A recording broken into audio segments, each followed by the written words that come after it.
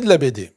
À l'origine, le public visé par la bande dessinée américaine, ce sont des lecteurs assez jeunes, d'environ 7-8 ans. De façon générale, la BD suit ou accompagne les mouvements de la société et s'adapte à différents publics. Ainsi, pendant la Seconde Guerre mondiale, l'armée américaine constate qu'une partie du contingent est pratiquement illettrée ou a des problèmes avec la lecture. Elle va donc distribuer des comics aux jeunes appelés et parfois même en produire pour leur donner le goût de la lecture. C'est pour ces raisons que pendant des décennies, l'armée américaine a édité un illustré appelé Preventive Maintenance Monthly. Son but était d'expliquer aux jeunes recrues l'importance d'entretenir le matériel avec des pages illustrées par des géants de la bande dessinée américaine comme Will Eisner, célèbre auteur de romans graphiques, ou Joe Kubert, créateur du personnage de Sergent Rock. Pour en revenir au public habitué des comic books, on note dès les années 60 qu'un vieillissement s'amorce. Et puis en même temps, ce public n'est plus seulement lecteur occasionnel de bande dessinée, il devient collectionneur. Pour toucher ce public plus mature, on parle de ce qui se passe dans la société. Par exemple, Spider-Man ou Green Lantern vont parler de lutte contre la drogue. On commence aussi à prendre en compte les lecteurs noirs avec des super-héros comme Black Panther. Contrairement à ce qui a été longtemps dit en France, les mangas ne sont pas des produits d'exportation. Ils sont créés pour un lectorat japonais. S'ils plaisent à l'étranger, c'est juste un bonus. Au Japon, au début du XXe siècle, les adultes lisent de la bande dessinée dans leurs journaux quotidiens, tout comme les Américains et les Européens. Le manga pour la jeunesse se développe dans les magazines dédiés aux enfants. Voici par exemple la couverture du Shonen Club, littéralement le club des garçons. Ces revues proposent des articles de vulgarisation, des nouvelles et quelques mangas comme Norakuro. Après la Deuxième Guerre mondiale, ces revues pour la jeunesse vont accorder une part de plus en plus importante à la bande dessinée. Et les types de récits vont beaucoup se diversifier pour essayer de plaire à tous les publics. Je vous donne quelques exemples. Voici un Gekiga, pour jeunes adultes. Ici, vous voyez des mangas qui mettent en scène des travestis et de jolis garçons. Il y a plein de mangas érotiques. Ou encore, des mangas qui traitent de sujets plus sérieux, comme l'économie japonaise. En grandissant, les lecteurs de mangas continuent d'apprécier ce médium et les sujets évoluent pour refléter leur âge, leur goût, leurs préoccupations. Dans la saga Kosakushima, par exemple, Kenshi Hirokane évoque un salarié qui a voué sa vie à son entreprise et en gravit peu à peu tous les échelons. Le manga est également utilisé par différentes institutions pour vulgariser des thématiques savantes comme dans la série Manga Science, publiée par un éditeur spécialisé dans le matériel pédagogique, Gaken. Autre exemple, le manga Nihon no Rekishi retrace l'histoire du Japon en plus de 40 volumes. Il est réalisé en 1989 en collaboration avec des universitaires et recommandé par le ministère de l'Éducation.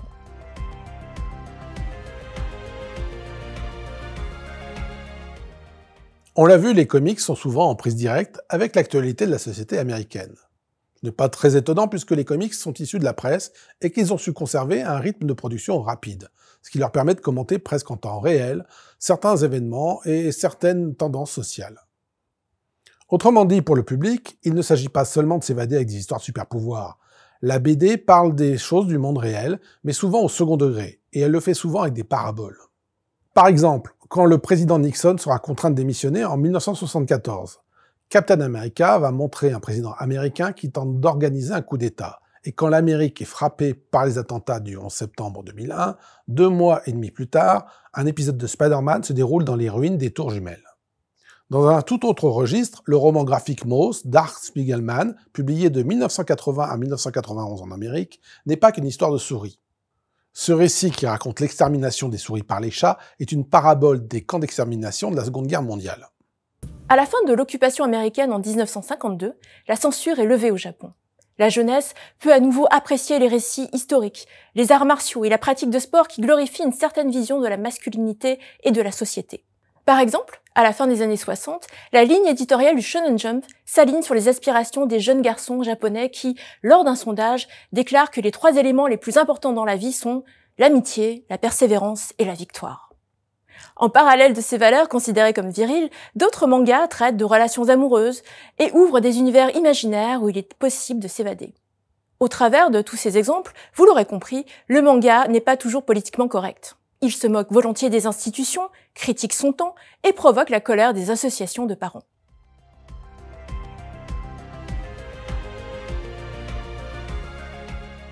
Pendant longtemps, les comics sont des produits de consommation populaire vendus 10 ou 12 cents, le prix d'une friandise. On en vend d'ailleurs dans certaines boulangeries ou confiseries. Les comics sont imprimés sur du papier de mauvaise qualité qui se conserve mal, ce qui explique que les premiers numéros soient si rares aujourd'hui et que certains se vendent aux enchères au prix d'une toile de maître. Il fallait produire très vite. Les éditeurs mettaient la pression sur les auteurs qui n'avaient souvent qu'une semaine pour produire un épisode d'une vingtaine de pages. Mais aujourd'hui, tout a changé.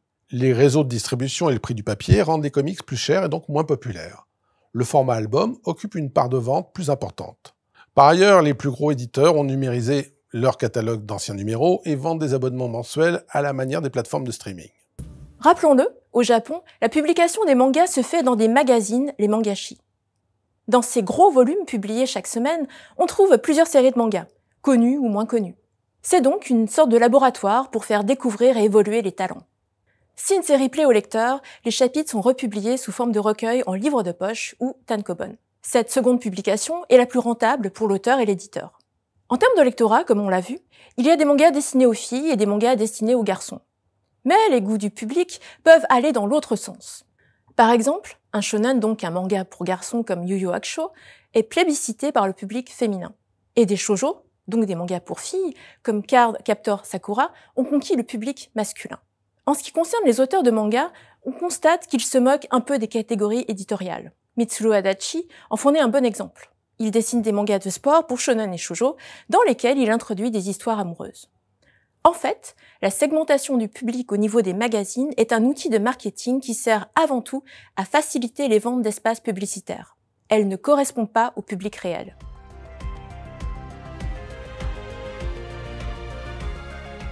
On croit souvent que les comics, c'est d'abord et surtout des histoires de super-héros. En fait, les genres narratifs ont toujours été beaucoup plus nombreux. On trouve par exemple des récits de guerre avec des bandes dessinées comme Sergent Rock. Ces aventures se déroulent pendant la Seconde Guerre mondiale, mais ensuite les épisodes publiés dans les années 60 laissent voir les doutes de Rock sur la guerre du Vietnam et sur l'utilité de toute guerre. Dans la bande dessinée américaine, on trouve aussi des westerns, des histoires sentimentales et ce qu'on appelle des comics de licence. Par exemple, il existe aujourd'hui des centaines de bandes dessinées basées sur l'univers, la licence, de Star Wars. Mais en d'autres temps, les comics de licence pouvaient raconter des aventures de certains chanteurs ou comédiens, comme Jerry Lewis. À l'inverse, certains chanteurs ou comédiens se sont inspirés ouvertement de la bande dessinée. Par exemple, le jeune Elvis Presley, fan du super-héros Captain Marvel Jr., a demandé à son coiffeur de lui faire la même coupe de cheveux. Et c'est ainsi qu'un comic book a inspiré l'esthétique d'une star du rock.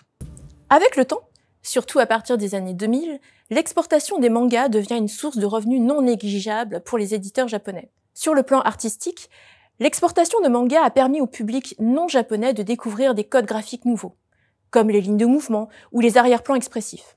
Quant au rythme très particulier du manga, il a aussi poussé les artistes occidentaux à utiliser plus de cases pour développer une action ou un mouvement.